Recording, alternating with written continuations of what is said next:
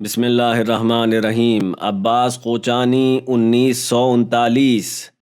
جو لوگ اپنی وجودیت یعنی اپنے ہونے سے برسر پیکار ہوتے ہیں وہ کارزار ہستی کے فاتحین میں سے ہیں، خود سے خالی ہو جانے والے جنہوں نے خاک پر افلاک کی حسرت جگا دی ہے۔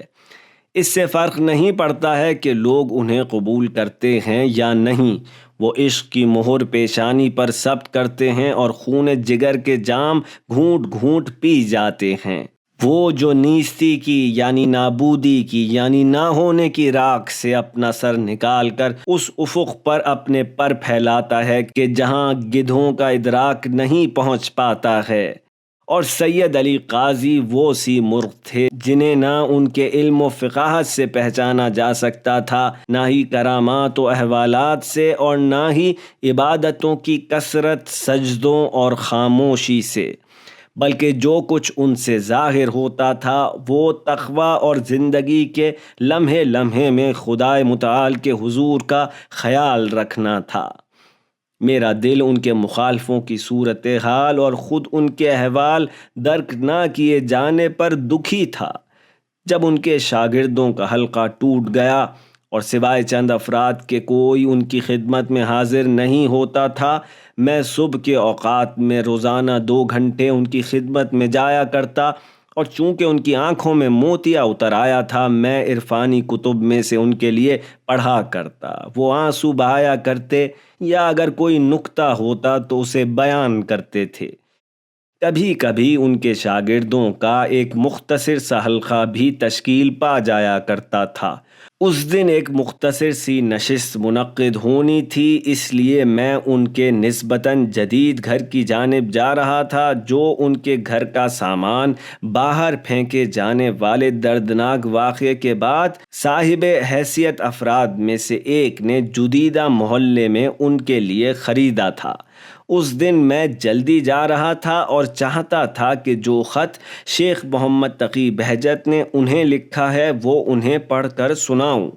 میں بازار حویج سے جدیدہ کی سمت آیا اور شہر کی شکستہ دیوار کو دیکھتے ہوئے ان کے فقر و رنج کے خیال میں کھو گیا۔ اگرچہ وہ سید، فقیہ اور عالم کم نظیر تھے اور خود کو لاحق فخر اور اسرت کے باعث یقیناً سہم سادات کے حقدار تھے، لیکن گرمیوں میں پھل کھانے کے بجائے نمکین لسی پیا کرتے تھے اور ان پیسوں سے استفادہ نہیں کرتے تھے۔ استاد کے احوال پر آنسو بہانے چاہیے، جن کا ناشتہ ناداری اور شدید غربت میں روٹی کے وہ ٹکڑے ہوا کرتے تھے کہ جو پرندے اپنے گھونسلوں تک لاتے اور اس دوران ان میں سے کچھ اتفاقی طور پر زمین پر گر جایا کرتے تھے۔ ایک انتہائی دولت مند تاجر جو کہ شیخ محمد تقی آملی کے نزدیکی افراد میں سے تھا، کچھ دنوں پہلے تہران سے قابل ذکر خمس وغیرہ کی رقوم ادا کرنے کے لیے نجف آیا تھا، لیکن شیخ محمد تقی آملی نے، جو کہ استاد کے شاگرد تھے اور ان کی بری معاشی صورتحال سے باخبر تھے، مقامات مقدسہ جانے سے پہلے اس سے کہا تھا کہ وہ سید ابو الحسن اصفہانی تک رقم لے جانے سے پہلے سید علی قاضی کی خدمت میں شرف یاب ہو، تاکہ اس رقم میں سے کچھ آغا کے ہاتھ میں پہنچ جائے۔ وہ تاجر مجھے بتا رہا تھا کہ میں نے لوگوں سے پوچھ کر قاضی کے گھر کا پتہ معلوم کیا اور بڑے شوق سے ان کی خدمت میں پہنچا۔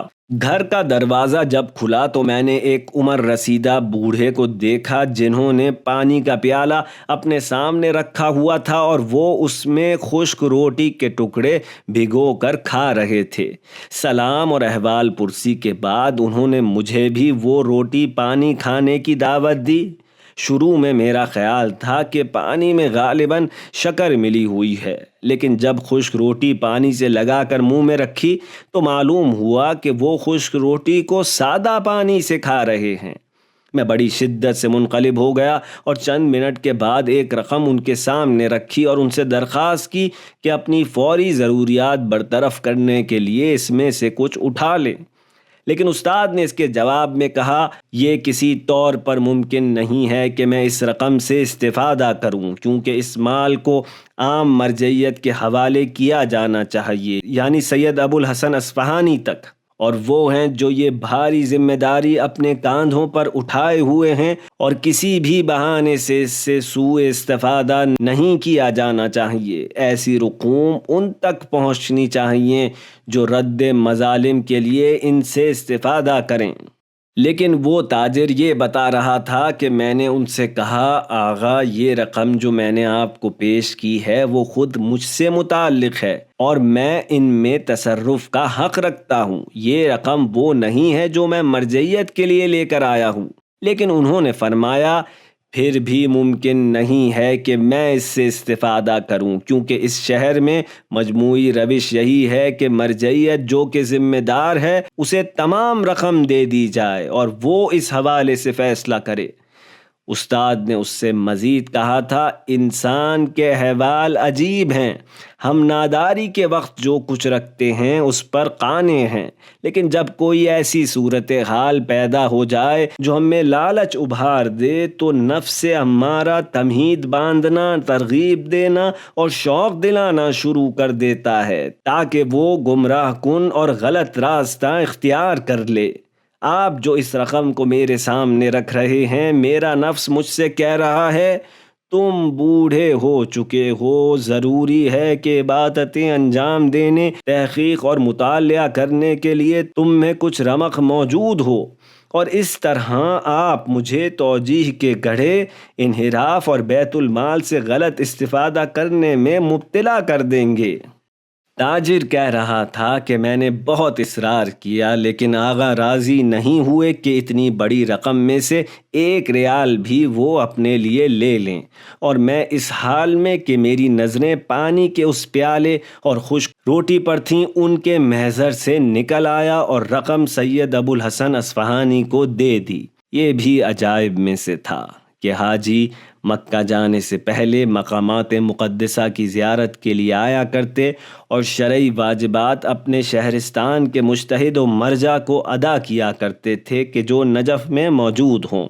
تبریزی حضرات بھی طبیعی طور پر استاد کو تلاش کیا کرتے تاکہ اپنی رقوم ان کے سپرد کر دیں، لیکن استاد 2 مہینوں کے لیے نجف کو ترک کر دیا کرتے اور باہر جا کر کوفہ میں رہائش اختیار کر لیتے تھے تاکہ کسی تبریزی مسافر کا سامنا ان سے نہ ہونے پائے کہ انہیں رقم لینی پڑے۔ اس کے علاوہ بھی استاد ایک عجیب آدمی تھے۔ اگر کوئی رقم ان کے ہاتھ میں آتی تو اس سے ذرہ برابر وابستگی کے بغیر دوسروں کو دے دیا کرتے تھے۔ مثال کے طور پر جب حمام جاتے تو وہاں کے معمول کے 2 یا 4 فلس کی جگہ اسے 100 یا 150 فلس دے دیا کرتے، جن سے 2 گھرانوں کا خرچہ چلایا جا سکتا تھا۔ ان کے اخلاق فاضلہ اور سختیوں پر صبر نے انہیں ایسا بنا دیا تھا کہ ان کا مقناطیس مجھے بھی اپنی طرف کھینچا کرتا تھا۔ میری زندگی کے 2 سال ان سختیوں میں اس طرح بسر ہوئے کہ ہم روزانہ انہی 3 روٹیوں پر گزارا کرتے تھے کہ جو سید ابو الحسن طلاب میں تقسیم کیا کرتے تھے۔ صبح کو روٹی چائے کے ساتھ اور عصر و شب میں کسی شربت وغیرہ کے ساتھ کھایا کرتے تھے، لیکن ان 2 سالوں میں ایک مرتبہ بھی میرے ذہن میں یہ خیال نہیں آیا کہ یہ کیسی زندگی ہے، کیونکہ میں نے ان سے صبر و ایثار سیکھ لیا تھا۔ میں بھول نہیں سکتا کہ ایک بار جب وہ پھل اور سبزی کی دکان پر گئے اور کاہو یعنی سلاد کے پتوں جیسی ایک سبزی خریدنا چاہتے تھے تو دوسروں کے برعکس اپنے لیے بوسیدہ پتے الگ کرنے شروع کر دیے۔ کسی نے ان سے پوچھا، آپ ایسے بوسیدہ پتے کیوں لے رہے ہیں؟ انہوں نے جواب دیا، سب لوگ اچھے پھل وغیرہ چن لیتے ہیں اور اس جوان دکاندار کا نقصان ہو جایا کرتا ہے، بس میں باسی پتے الگ کر لیتا ہوں تاکہ اسے نقصان نہ ہو۔ میں اگر یہ کھا بھی لوں گا تو کوئی فرق نہیں پڑے گا۔ ہاں، وہ کہتے تھے کہ میری برزخ اس دنیا میں فخر ہے۔ جب میرے پاس کچھ نہیں ہو تو میں خود کو خدا کا زیادہ نیاز مند محسوس کرتا ہوں اور اس کی ذات کی جانب میری توجہ اور رجحان میں اضافہ ہو جاتا ہے، اور اس حالت میں وہ بھی مجھ پر زیادہ عنایت فرماتا ہے۔ ان کی کرامت انہی ظرافتوں میں تھی جن سے وہ ایک ایک لمحے میں اپنی مراقبت اور توجہ میں کام لیا کرتے تھے۔ جو لوگ انہیں صوفی اور واجب القتل سمجھتے تھے وہ ان عوالم سے بے خبر تھے کہ جنہیں انہوں نے خود کو نابود کرنے میں طے کیا تھا۔ میں جدیدہ محلے کے نزدیک پہنچ گیا۔ شہر کی دیوار میں جگہ جگہ کٹاؤ لگ گئے تھے کہ اگر کوئی باہر سے شہر میں داخل ہونا چاہے تو وہ ایسا کر سکتا تھا۔ میں واقعی پریشان تھا کیونکہ دوسری جنگ عظیم تقریباً 1941 میں ابھی شروع ہوئی تھی اور اسلامی ممالک کی صورتحال اس سے متاثر ہو رہی تھی۔ اچانک مجھے وہابیوں کا وہ حملہ یاد آ گیا جو انہوں نے ماضی میں کربلا پر کیا تھا، جس میں ہزاروں افراد کو قتل کر دیا گیا تھا۔ انہوں نے اس قدر قتل و غارت گری کی تھی کہ علماء، صالحین، زائرین اور مقامی افراد کے خون کا دریا بہا دیا تھا، اور انہوں نے اس حد تک سفاکی کا مظاہرہ کیا تھا کہ سید الشہداء علیہ السلام کی ذریعہ مطہر اور اس کے داخلی صندوق کو توڑ کر اس کی لکڑیوں سے آگ جلائی اور اس پر قہوہ ابال کر وہیں پیا تھا۔ لیکن نجف اشرف کے لوگوں اور مقاومت کے حصار میں ہونے کی وجہ سے وہابی وہاں داخل نہیں ہو سکے تھے، اور اس کے اطراف میں چند ہی روز ٹھہرنے کے بعد انہیں واپس جانا پڑا تھا۔ اہل نجف کو چاہیے کہ وہ خود کو مختلف اسلحوں سے لیس کریں اور جوان عسکری فنون کی درست تعلیم حاصل کریں تاکہ اگر انہوں نے حملہ کیا تو ہم ان کی جڑیں کاٹ سکیں۔ یہ سوچتے ہوئے میں استاد کے گھر کے دروازے تک پہنچ گیا اور داخلے کی اجازت چاہی۔ جیسے ہی اندر داخل ہوا اور استاد کی نظر مجھ پر پڑی تو انہوں نے کہا، تو آپ جنگ میں مشغول ہیں؟ میں گھبرا گیا اور کہا، آغا آپ نے کیا فرمایا؟ کون سی جنگ؟ استاد، جن کے لبوں پر ہمیشہ مسکراہٹ رہتی تھی، انہوں نے بات چھپاتے ہوئے کہا، میں نفس امارہ سے جنگ کی بات کر رہا تھا۔ لیکن ان کے اشارے نے اپنا کام کر دیا تھا اور میں سمجھ گیا تھا کہ میں نے اپنی فکر کو کچھ زیادہ ہی پھیلا دیا ہے۔ میں ان کے ساتھ گھر کے استقبالیہ کمرے میں داخل ہوا تاکہ چند دوسرے شاگردوں کے آنے سے پہلے تنہائی میں ان سے گفتگو کر سکوں۔ انہوں نے اپنا عصا ایک گوشے میں رکھا اور زمین پر بیٹھ گئے، جبکہ واضح تھا کہ بینائی کی مشکل اور پیروں کے درد نے انہیں شدید تکلیف میں مبتلا کر رکھا ہے۔ جب بھی ایسا ہوتا تھا تو انسان سمجھ جاتا تھا کہ وہ شاگرد کے صفحات وجود کی ورق گردانی اور ان کا مطالعہ کر رہے ہیں۔ میں نے اسی حالت میں کمرے میں پڑی کھجور کی چٹائی اور کتابوں کی الماری پر نظر ڈالی کہ ہر روز وہ حکم دیتے تھے کہ اس میں سے کتابیں نکال کر پڑھوں۔ جب کچھ وقت گزر گیا تو میں نے پیش قدمی کرتے ہوئے کہا، آغا شیخ محمد تقی نے ایک خط دیا ہے، اگر آپ اجازت دیں تو میں رفقا کے آنے سے پہلے وہ آپ کو سنا دوں۔ بظاہر ان کا کوئی سوال ہے۔ استاد نے خاموشی ترک کی اور نحیف آواز میں کہا، پہلے یہ بتائیے کہ آپ نے سیاہ لباس کیوں پہنا ہوا ہے؟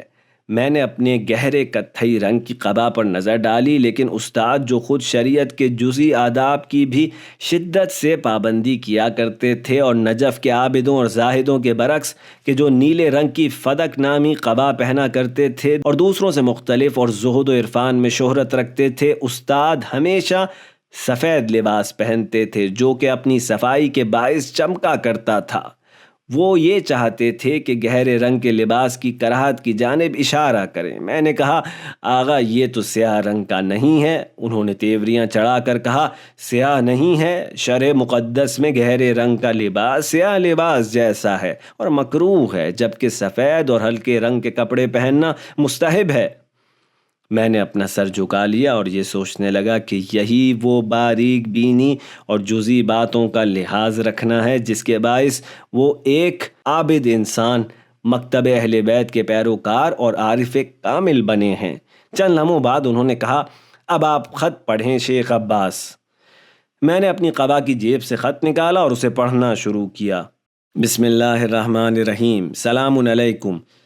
اس شخص کی قضا نمازوں اور روزوں کا حکم کیا ہے کہ جو خلع بدن کر کے مسلسل 3 دن تک امام زمانہ اجل اللہ تعالی فرجہ شریف کی خدمت میں رہا ہو؟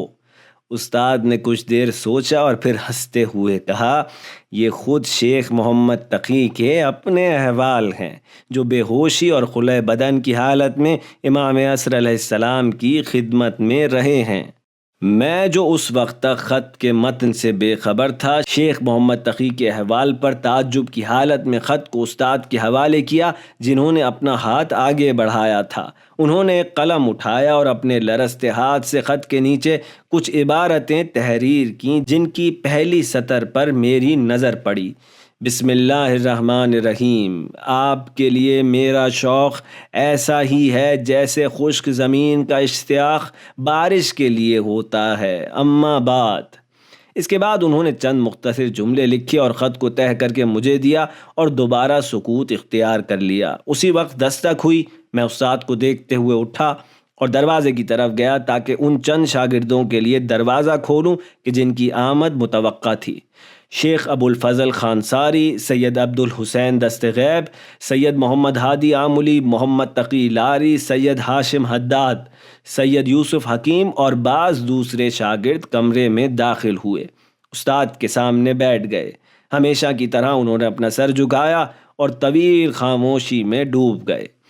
15 منٹ گزر گئے اور نشست ان کے محضر میں توجہ اور سکوت پر مشتمل تھی کہ اچانک صحن کے دروازے کا ایک پٹ زور سے کھلا اور استاد کے بڑے بیٹے سید مہدی، کہ جن کی عمر 40 سال سے زیادہ تھی، تیزی سے اندر آئے۔ وہ کمرے کی طرف آئے اور اپنے چہرے پر موج مارتے ہوئے غصے میں استاد کو اور پھر ان کے شاگردوں کو غضب آلود انداز میں دیکھنا شروع کیا۔ سب لوگ خاموش تھے اور اس بات سے لا تعلق رہتے ہوئے اپنے باطن کو صیقل کرنے میں مصروف تھے، لیکن انہوں نے اچانک سخت اور غصے کی آواز میں اپنا عتاب شروع کیا: یہ کیا بات ہے کہ آپ لوگ ہر روز اکٹھے ہو جاتے ہیں اور اپنے سر کو جھکا کر خاموش بیٹھے رہتے ہیں؟ یہ بھی کوئی زندگی ہے؟ آخر یہ کیا حرکت ہے؟ اس گھر میں جاتا ہوں تو ان کے پاس تیل نہیں ہے، دوسرے گھر میں جاؤں تو روٹی نہیں ہے، کسی اور گھر میں کسی اور چیز کی ضرورت ہے۔ والد صاحب، گھر میں کچھ نہیں ہے اور آپ یہاں اس جماعت کو اپنے ارد گرد لیے بیٹھے ہوئے ہیں۔ لپیٹیں اس بساط کو۔ یہ بات سن کر شاگردوں کے چہرے سرخ ہو گئے اور واضح تھا کہ ان میں سے ہر ایک یہ چاہتا تھا کہ انہیں مناسب جواب دے اور انہیں سمجھائے کہ ان کے والد کی اس غربت و تنگ دستی کی وجہ یہ ہے کہ حوزے نے ان پر ایک افسوسناک صورتحال مسلط کی ہے۔ ایران کے راستے بھی بند ہیں اور جو رقوم مرزا باقر قاضی کو ایران سے بھجوانا چاہتے تھے وہ نہیں بھیج سکے ہیں۔ لیکن استاد نے اپنا سر جھکایا ہوا تھا اور کوئی جواب نہیں دے رہے تھے، یہاں تک کہ سید مہدی نے اس قدر چڑھائی کی کہ آخرکار وہ خود تھک گئے۔ پھر استاد نے اپنا سر بلند کیا اور کمرے میں موجود اس ڈبے کی طرف اشارہ کیا کہ جس میں کچرا ڈالا کرتے تھے اور آرام سے کہا: وعلیکم السلام آغا سید مہدی، آپ اس ڈبے سے کچرے کو باہر پھینک دیں، اس میں آپ کو کوئی چیز ملے گی۔ سید مہدی غصے میں اس ڈبے کی طرف گئے اور اس ڈبے کو اٹھا کر گھر سے باہر لے گئے اور آخر میں طنزیہ انداز میں کہا: یہ تھا ڈبہ، دیکھا، اس میں کچھ نہیں ملا۔ استاد کی ہیبت ہمیں کچھ بولنے سے باز رکھے ہوئے تھی۔ میرا دل بہت چاہ رہا تھا کہ سید مہدی اپنے والد کے احوال کا کچھ خیال کریں، لیکن جیسے خود ان کی جان لبوں تک آ گئی تھی اور ان کا کنٹرول اپنے ہاتھ سے نکل گیا تھا۔ استاد نے اسی وقت کہا: ڈبے کے اندر و باہر اچھی طرح سے صاف کیجئے، آپ کو وہ چیز مل جائے گی۔ سید مہدی، جن کی سانسیں تیزی سے چل رہی تھیں، صحن میں گئے، جھاڑو لائے اور ڈبے کے اندر تیزی سے جھاڑو مارنا شروع کی، لیکن اچانک اس شخص کی مانند جسے سکتہ ہو گیا ہو، انہوں نے اپنا ہاتھ روک لیا۔ وہ جھکے اور ڈبے کے اندر سے اپنے حیرت زدہ چہرے اور آنکھوں کے ساتھ 1 دینار کا نوٹ، جو اس زمانے میں ایک بہت بڑی رقم تھا، اسے نکالا اور غور سے دیکھنے لگے۔ استاد نے نحیف آواز میں کہا: آغا سید مہدی، آپ یہ پیسے لے جائیں اور گھر والوں کی ضروریات کو پورا کریں۔ سید مہدی کو جیسے چپ لگ گئی تھی۔ انہوں نے حیرت و شرمندگی سے والد کو دیکھا اور پھر کمرے سے باہر نکل گئے۔ استاد نے دوبارہ سر جھکایا اور اس خاموشی میں ڈوب گئے جس میں وہ اپنے شاگردوں کی جانوں کو حدود و کسرات میں صیقل کیا کرتے تھے۔ گویا اس دن ان کی حالت عجیب تھی، لگتا تھا جیسے کسی کے منتظر ہوں۔ انہوں نے اپنا سر اٹھایا اور حافظ کا یہ شعر پڑھنا شروع کیا: میں ایسی تلخ اور تیز شراب چاہتا ہوں کہ فوراً دنیا اور اس کے شور و شر سے آسودہ ہو جاؤں۔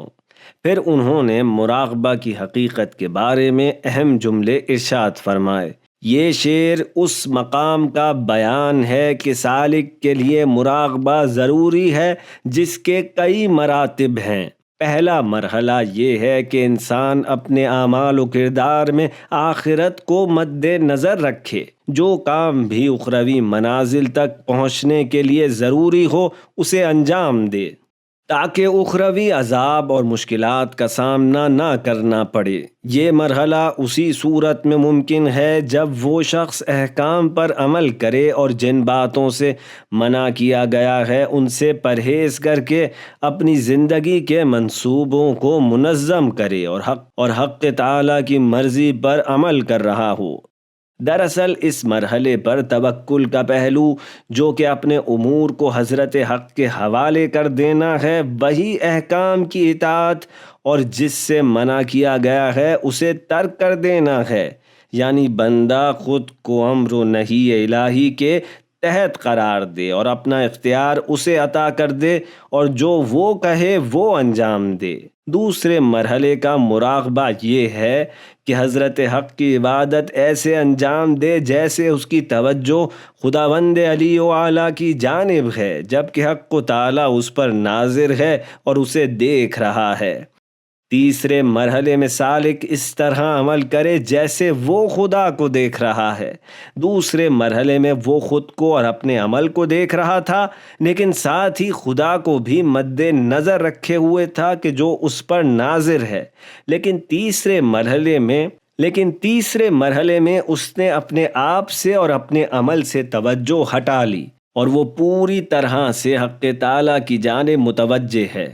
اس مرحلے میں اس کی انانیت اور میں کا رنگ پہلے کی طرح باقی ہے، لیکن یہاں اس نے خود کو حضرت حق کے دامن میں گرا دیا ہے، جس کے نتیجے میں وہ ہر چیز کو بھول جائے گا، جو کہ مراقبے کا چوتھا مرحلہ ہے۔ وہاں وہ نہ خود کو دیکھتا ہے اور نہ ہی اپنے عمل کو، اور خدا سبحان کے علاوہ کچھ نہیں دیکھتا۔ جو بھی حق کی جانب سیر کرے اس کے لیے ضروری ہے کہ وہ ایک کے بعد ایک منازل کو طے کرے، عالم مثال سے عالم روح اور وہاں سے بالا تر عوالم تک، تاکہ اپنے مقصد تک پہنچ سکے۔ کم از کم ہر منزل پر اس منزل کی مناسبت سے رویت کی تکرار ہونا چاہیے، تاکہ اچھی طرح جم جائے اور پھر بالا تر عالم کی طرف متوجہ ہو۔ اس سیر کو جسے سالک مجذوب کی سیر کہا گیا ہے، مجذوب سالک کی سیر سے بالا تر ہے۔ وہ اس لیے کہ ہر منزل پر ٹھہراؤ حاصل ہوتا ہے اور اس کے بعد بالا تر عالم تک رسائی حاصل ہوتی ہے۔ لیکن جو شخص جذبہ الہی سے کسی منزل تک پہنچتا ہے وہ اس سے بالا تر نہیں پہنچ سکتا، مگر یہ کہ جذبہ ثانوی اسے لے جائے۔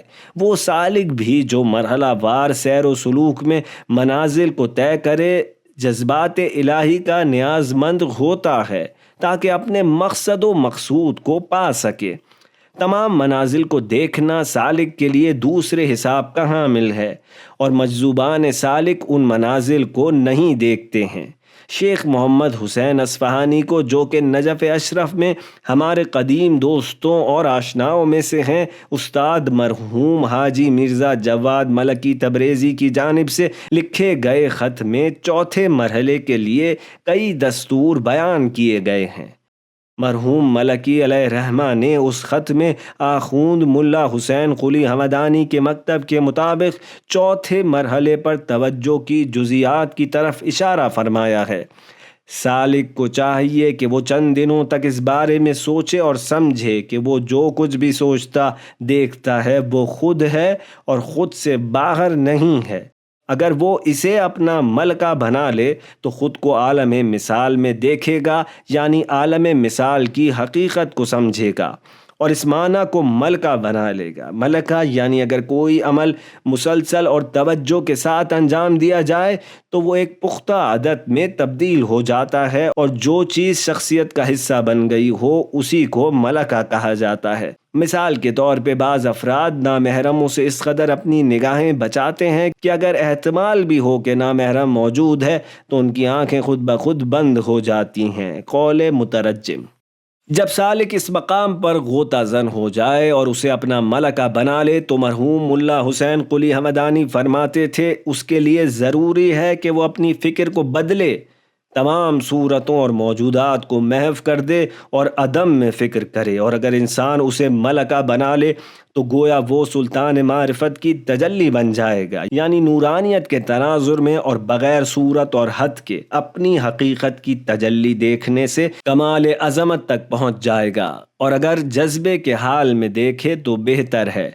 مرحوم آخوند کا بیان اسی لیے ہے کہ ہم اس طریقے سے عالم مثال کی طرف متوجہ ہو جائیں اور اس کے بعد بالا تر عوالم کی جانب اس طرح توجہ مبذول کروانے اور معرفت النفس میں مرحلہ وار تفکر و تمرکز کرنے میں اور پہلے بیان کیے گئے مراقبے کے 4 مراحل میں کوئی فرق نہیں ہے۔